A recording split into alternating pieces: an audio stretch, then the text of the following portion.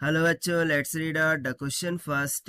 If the angular momentum of a particle of mass m rotating along a circular path of radius r with uniform speed is L, the centripetal force acting on the particle is.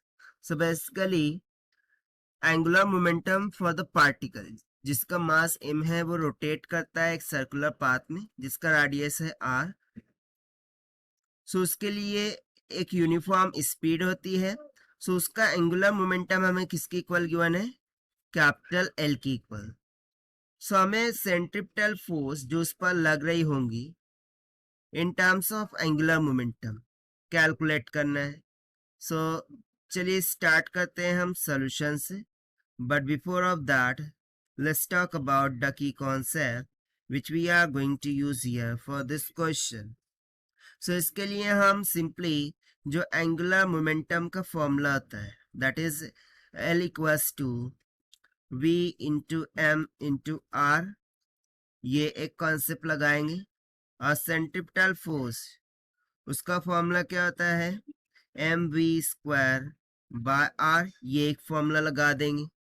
Centripetal force क्या करती है? किसी body को circular motion में रखने के लिए required होती है और वो टूवर्ड द सेंटर एग्जर्ट करती है, राइट?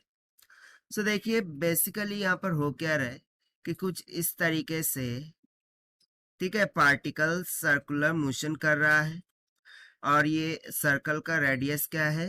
स्मॉल आर की इक्वल.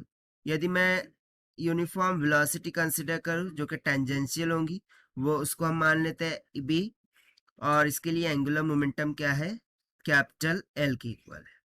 तो सबसे पहले तो मैं कंसेप्ट से जो सेंट्रिपेटल फोर्स का फॉर्मूला है वो हम कंसिडर करेंगे, that is M V square divided by R. अब हम क्या करते हैं, इसको एंगुलर मोमेंटम के टर्म में लाने के लिए ऊपर नीचे आर से मल्टीप्लाई कर देते हैं. सो देखिए क्या होता है, एम वी का square into R divided by R into R क्या हो जाएगा? आर का स्क्वायर. सो फर्दर ये क्या हो जाएगा? Centripetal force this will be equals to, मैं यहाँ से एम वी आर ऐसे कॉमन कर सकता हूँ.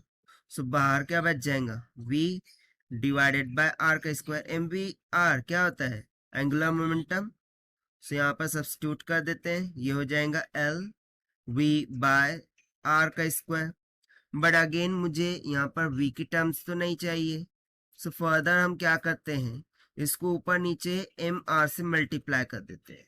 सो देखिए centripetal force this will be equals to L times of M V R हो जाएगा divided by R square into M are.